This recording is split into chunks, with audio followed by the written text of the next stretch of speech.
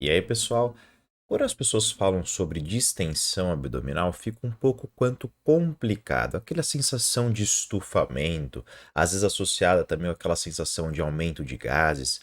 É uma pergunta um quanto difícil de responder, porque ela tem uma origem principalmente multifatorial. Então, às vezes, pode ser simplesmente alguma dificuldade absortiva, pode ter alguma relação, às vezes, com motilidade, ou seja, aquele movimento, pode ter alguma relação com alguma cirurgia associada, pode ter uma relação com alguma infecção, alguma malignidade, a simples fisiologia. Então, vamos dar exemplos. Você poderia ter, por exemplo, um hipotiroidismo. O hipotiroidismo poderia ocasionar uma distensão abdominal. Uma gestação poderia também causar. Alguma virose poderia também causar. Então, não necessariamente tudo está associado com uma questão, por exemplo, de disbiose intestinal. Porque normalmente, quando a gente tem uma associação com isso todos fazem, inclusive eu também faço. Quando tem um envolvimento sobre distensão abdominal, a gente sempre tenta manipular essa parte, principalmente a de fermentação. Então, já fiz um vídeo específico sobre isso na página, por exemplo, que é relacionado sobre dietas que podem auxiliar na redução de distensão abdominal e gases, também conhecido como protocolo FODMAP, que é uma sinalização principalmente de alimentos fermentativos que você vai fazer a exclusão.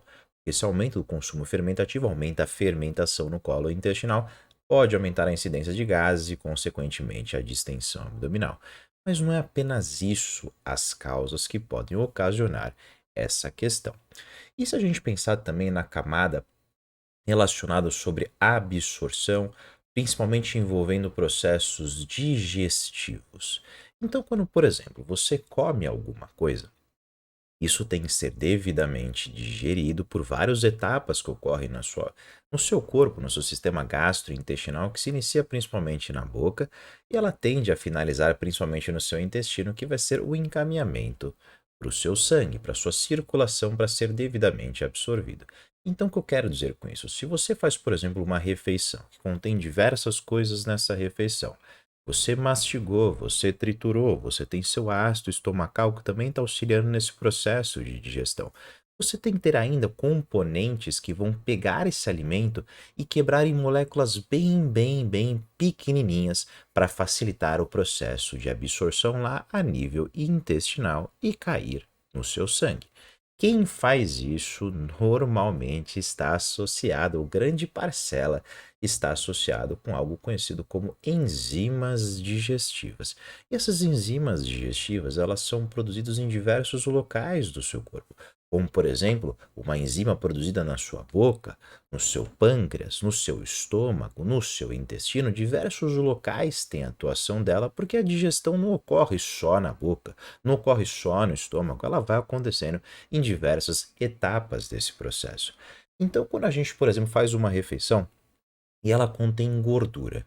Quando você tem gordura, você tem a presença de lipídios. Normalmente, a enzima digestiva que vai fazer a degradação desses lipídios chama lipase, ou seja, ase, que normalmente tem essa associação com uma enzima, e lipídios. Então, poderia ser, por exemplo, uma lipase pancreática produzida lá no seu pâncreas para auxiliar na digestão dessa gordura, ou lipase gástrica. Então pensa assim, você tem a molécula de gordura que você consumiu parte dessa sua refeição, todo o processo digestivo acontecendo com auxílio de enzimas digestivas, ou seja, lipase, por exemplo, pancreática, que vai ajudar na quebra em moléculas bem menorzinhas para conseguir auxiliar no processo e o ligamento nos receptores específicos lá do intestino para serem devidamente absorvidos.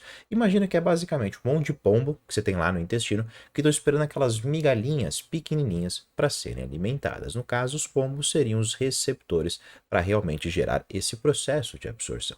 Quando você come, por exemplo, uma proteína, já temos então a protease. Para quê? Para ter a quebra dessa proteína em moléculas menorzinhas para uma eficiência metabólica e absortiva. Quando você come um arroz que, por exemplo, contém amido, você tem a lase que vai auxiliar nesse processo. Viu como os nomes eles acabam sendo bem fáceis de entendimento? Então você tem várias etapas, várias enzimas digestivas diversas, um monte de enzima que vai auxiliar na digestão de diversos componentes desses alimentos para garantir uma efetiva absorção delas. Mas vamos imaginar, por exemplo, um cenário que você ingere uma grande quantidade de gordura, né? Uma dieta alta em gordura. Quando você começa a ingerir grande quantidade de gordura, às vezes você não tem um processo digestivo tão eficiente. Você não tem uma produção, às vezes, tão eficiente das lipases em diversos tecidos, em diversos órgãos, para conseguir digerir de maneira eficaz. Então, se não tem uma quebra completa, você tem diversas moléculas de tamanhos diferentes. E algumas dessas moléculas não conseguem se ligar fisicamente nesses receptores. Deixa eu ver, é um buraquinho desse tamanho que tem que se ligar numa molécula desse tamanho. Ele vai tentar ficar se ligando, tentar ficar se ligando e vai, obviamente, gerar uma questão de agressividade no seu colo intestinal. Vai gerar uma distensão, vai gerar dor, vai gerar gases, que é normalmente um dos cenários associados quando você tem uma diminuição da sua capacidade absortiva, seja, por exemplo, pela diminuição de proteínas. Diminuição, por exemplo, de enzimas digestivas, né? Porque enzimas são proteínas para conseguirem provocar uma digestão completa, tá bom? Agora, a casualidade disso é necessário realmente investigação. Pode ser uma insuficiência pancreática, por exemplo, que vai reduzir a produção de enzimas pancreáticas, enzimas digestivas pancreáticas e atrapalhar, por exemplo, no processo de digestão. Então foi exatamente o que esse artigo fez. Esse artigo ele fez simplesmente, eles dividiram esses indivíduos e falaram assim: se a gente der uma alimentação lotada de gordura para esses indivíduos e a gente suplementar uma enzima digestiva, será que eles vão se sentir melhor? E por que que eu falo isso? Porque é muito comum as pessoas sentirem aquela distensão abdominal, aqueles gases, com alimentos bem específicos no dia. Né? Então, e normalmente aqueles momentos que tem uma certa compulsividade. Quando eu como muitas fatias de pizza, ou quando eu como, por exemplo, algo que eu não estou comumente consumindo na minha rotina, ou, por exemplo, quando eu como grandes quantidades de pão, isso pode simplesmente dificultar e começa a causar essa distensão abdominal em mim. Tá? Não é uma coisa rotineira, porque se for uma coisa rotineira, também poderia ser alguma sensibilidade alimentar que você tem na sua própria rotina, tá bom? Então, basicamente, quando você come esse monte de alimento, normalmente, o que que ele faz? Você tem aí o aumento de gordura sendo provida, porque o título, a metodologia do estudo sinalizado é fornecer uma dieta lotada de gordura para esses indivíduos. Então, uma refeição que tinha 60, 70% da base dela provida de gordura. O que que acontece quando você ingere essas quantidades? Foi que nem eu mostrei anteriormente para vocês. Você tem tanta molécula que às vezes as enzimas digestivas não conseguem provocar uma quebra eficiente e não conseguem se ligar de maneira efetiva no receptor, causando, por exemplo, a sensação de estufamento. E a partir do momento que você faz a suplementação de enzimas digestivas, ou você ter uma eficiência metabólica para conseguir produzir essas enzimas digestivas de maneira suficiente, ele consegue deixar de uma maneira mais uniforme, mais homogênea e garantir a degradação, garantir a digestão de todas essas moléculas para não gerar essa sobrecarga, esse estufamento e, consequentemente, não gerar os sintomas associados, que no caso aqui do vídeo citado é a distensão abdominal. Então aqui, por exemplo, o artigo em específico mostrou que a suplementação de lipase, ou seja, uma molécula, uma enzima digestiva que digere gordura, quando inserida numa refeição que ela é lotada de gordura, em comparação com um grupo que só fez o consumo de uma refeição rica em gordura sem a suplementação, a sensação de estar cheio, não é nem saciado, a sensação de estar cheio, ela é muito maior no grupo que não suplementou em comparação com o grupo que fez a suplementação. Claro, porque você entendeu o processo fisiológico. Você está fornecendo enzimas que estão ajudando nesse processo digestivo e sobrecarregando menos, por exemplo, aquela ligação no seu intestino. Obviamente, o ponto final, né, porque você tem a digestão mais completa, vai ser o ponto zero, vai ser igual para ambos, tá bom? mas é só para você verificar como a suplementação conseguiu reduzir o pico dessa sensação de estufamento. Então, por exemplo, quando que você vai fazer a suplementação de uma enzima digestiva? Se você tem, por exemplo, você fala assim, eu vou sair hoje vou comer bastante coisa, e toda vez que eu como eu passo muito mal. Quando que você deve suplementar uma enzima digestiva? Você tem que estar preparado, você tem que ter um terreno no seu corpo preparado para conseguir fazer aquela ingestão alimentar. Então, no caso, você não vai comer e suplementar, você vai suplementar e depois você comer. Então, no caso, a sugestão da suplementação de enzimas digestivas normalmente é um protocolo de 10 a 15 minutos antes da refeição específica. Então vamos supor, se você vai consumir uma refeição que é lotada de gordura, suplemente lipase de 10 a 15 minutos antes dessa refeição. Se você vai consumir, por exemplo, lactose, então você vai suplementar e você sente estufamento quando você consome lactose, suplemente lactase 10 a 15 minutos antes dessa ingestão. Ciro, mas quando eu como, eu não como uma coisa específica, eu como um monte de alimento em grandes quantidades que tem gordura, tem diversos tipos de carboidrato, tem proteína. O que que eu faço?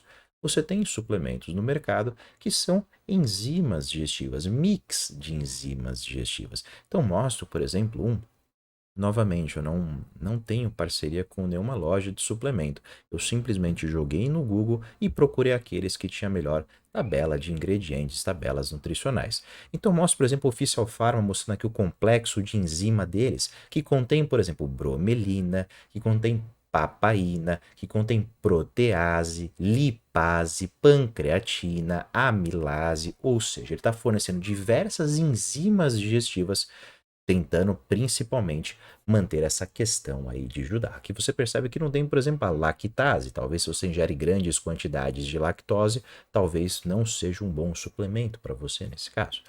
Você pega, por exemplo, o Enzifor. O Enzifor você tem a bromelina, você tem a amilase, protease, lactase, lipase. Né? Citei a amilase, protease, lipase no vídeo também. Citei, por exemplo, a lactase, que é relacionado sobre a lactose. A bromelina você obtém principalmente no consumo do abacaxi e ele também consegue auxiliar no processo de digestão de proteína.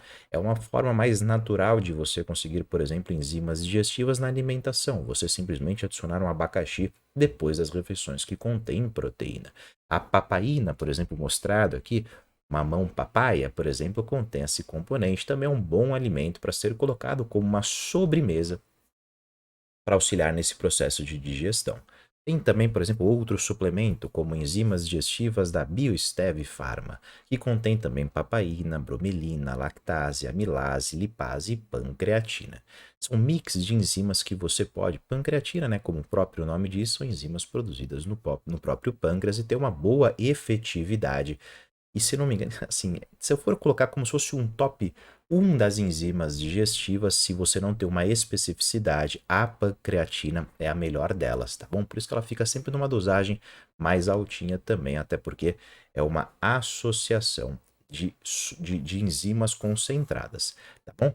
Então, no caso, esse é só um vídeo ilustrativo para mostrar para vocês sobre a importância de enzimas digestivas, para realmente mostrar que talvez nem tudo seja relacionado sobre fermentação. Às vezes pode ser simplesmente uma diminuição no seu processo digestivo.